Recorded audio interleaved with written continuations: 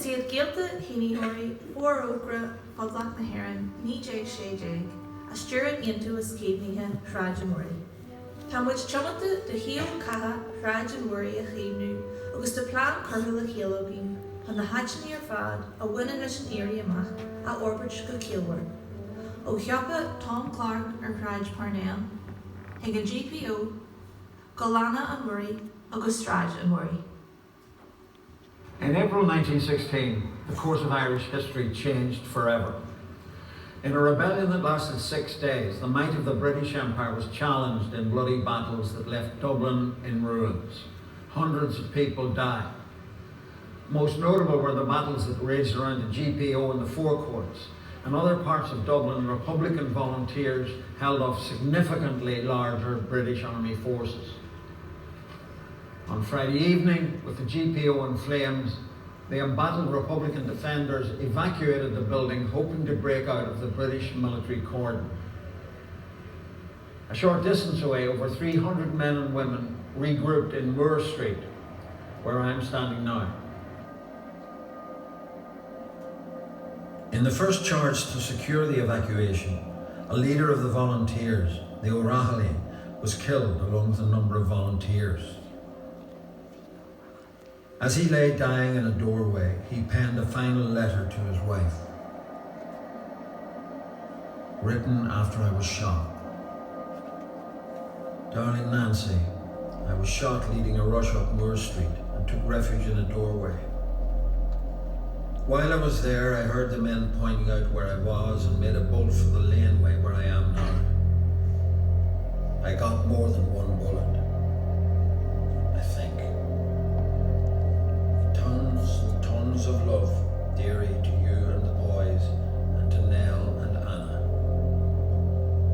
It was a good fight, anyhow.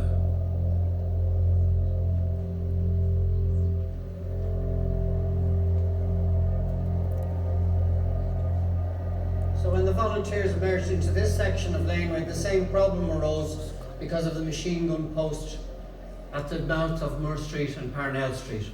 So the volunteers were trapped in this section. And at this stage, all 300 volunteers from the GPO had emerged into the laneways. So that's when the decision was taken to enter number 10, the first street in the terrace. And this is the point of entry here. This doorway was widened with crowbars and the volunteers rushed into the house. And it was from this house they then proceeded to burrow that evening all the way up through the houses to the final house in the terrace at number 25. The point of entry into the terrace for the volunteers and where the leaders spent the night. The leaders spent longer in this house than any other house in the terrace. The Pearce brothers slept in the first floor bedroom at the top that evening, and Nurse O'Farrell set up a field hospital to the rear of the building where the wounded were being treated. And that evening the volunteers burrowed their way with crowbars all the way up through the terrace at different levels through each house so they wouldn't leave a line of fire behind them. And eventually they reached number 25. So this terrace of houses became the last headquarters of the Provisional Government of 1916.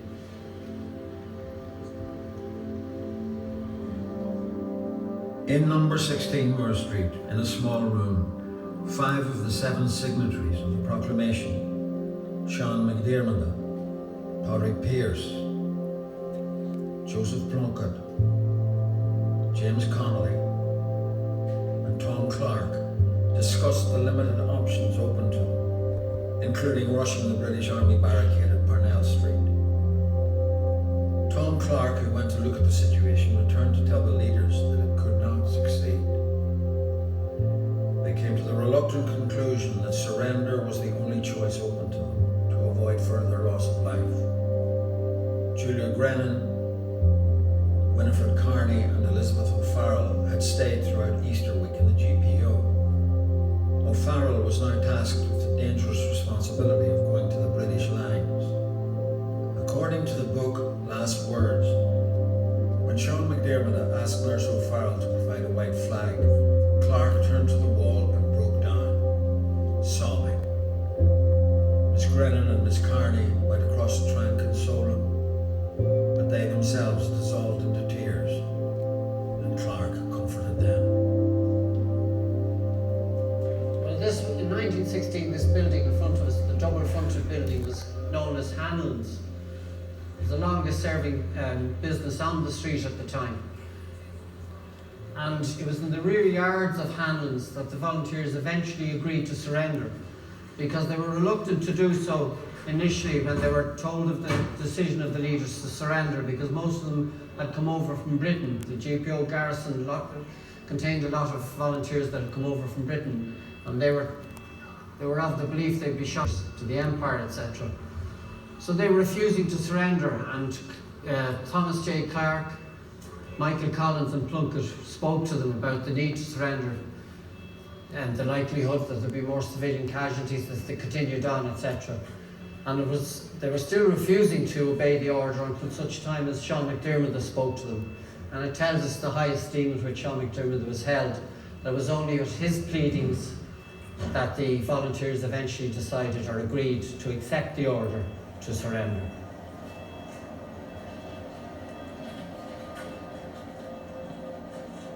O'Farrell walked down Moore Street to the British barricade.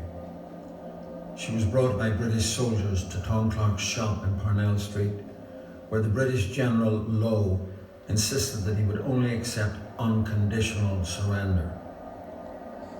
A short time later, Patrick Pearse, accompanied by Elizabeth O'Farrell and wearing military overcoat and hat, left the Moore Street headquarters of the Provisional Government to meet General Lowe.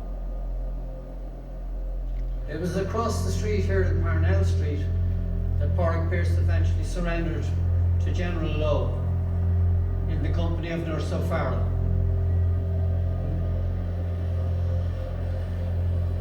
And in the photograph of that surrender, Nurse O'Farrell is partly hidden behind Patrick Pearse's great trench coat. And she stated that she purposely stood back because she didn't want to interfere in this great moment of history, historical surrendering of the volunteers to British Crown forces. After Pearse had signed the document of surrender, O'Farrell was asked to deliver the surrender to the outposts that were still fighting. Shortly after 4:30 p.m, the Republican garrison left their Moore Street headquarters and marched to the Gresham Hotel, where they were searched before being taken to the small green in front of the Rotunda Hospital in Parnell Street. There, they were harshly treated by their British captors. Eamon Dorr, a member of the GPO garrison, afterwards wrote, "The night at the Rotunda was a bit of a nightmare, and water and food did not trouble us. The officer in charge of the British military was a maniac. I saw Frank Henderson kneel to relieve himself about daybreak, and the officer snatched a rifle from a Tommy and struck him on the head, knocking him back in the grass. About 5 o'clock on the morning of the Sunday, after the officer had struck Henderson, he took Tom Clark, Sean McDermott and Ned Daly into the street near the Rotunda Picture House and stripped them down to their boots to search them. Tom Clark had been wounded at the elbow joint and his arm was in a sling so that he could not get his coat off quickly. The officer pulled the arm straight, opening the wound, and tore off his coat.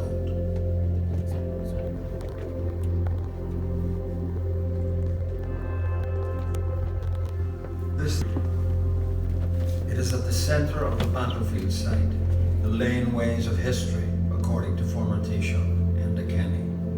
US filmmaker Ron Maxwell describes it well. Battlefields are looking glasses into the world of our ancestors, standing on their earth under the skies. Is to be at one with them, and to viscerally understand humanity's connection across time. The generation that won independence lives in the ideas we honour, the architecture we preserve, and the battlefields we can yet save. Over 100 years after the events of 1916, the state has refused to preserve this battlefield site. On the contrary, a developer is poised to destroy it. For decades, campaigners have advocated that the battlefield site be developed in an appropriate way. Dublin City Council has listed key buildings for protection, and the Moore Street Preservation Trust, supported by the families of the signatories of the proclamation, has brought forward a plan for the development of Moore Street as a 1916 cultural and historic quarter. The developer has now taken a judicial review against Dublin City Council. In January 2007, 14 to 17 Moore Street was designated as a national monument. In 2015, the government said that a commemorative centre would be opened for the centenary of 1916.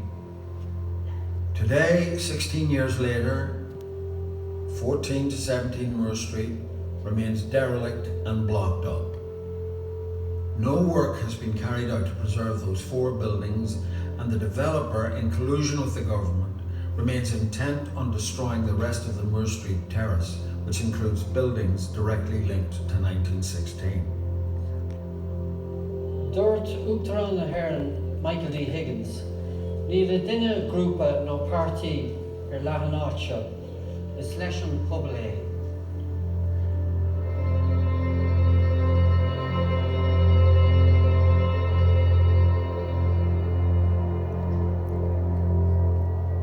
It's a battle between those who want to destroy Moore Street in the interests of profit and those who want to save it as a cultural, economic and historical quarter. The battlefield site remains under significant threat. What the British Army failed to achieve 107 years ago, this government looks likely to succeed in destroying most of what the National Museum described as the most important site in modern Irish history. The Moore Street Preservation Trust is asking for your support. The relatives of the 1916 signatories and those who took part in that rising are asking for your support in building a fitting monument for the women and men of 1916.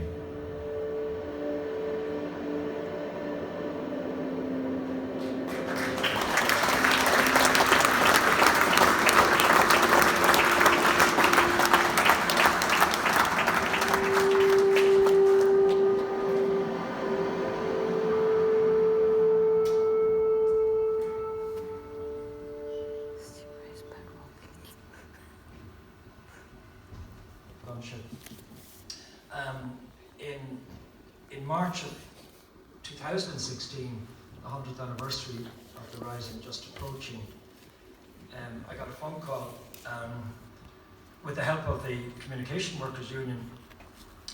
People in the post office said they had been contacted by the museum, the Enniskillen's museum in Enniskillen, to say they had a box with a flag in it. And within weeks, we had travelled to Enniskillen. We met the trustees of the museum there, had a nice lunch. Many ex-UDR and British Army people, retired, very friendly, and we got the flag back on loan with the top of the flag staff and other materials that were taken, other war trophies as they're called, from Liberty Hall on that Wednesday of the week of the Rising. The flag is outside on display, just in case you were wondering what that green flag was all about.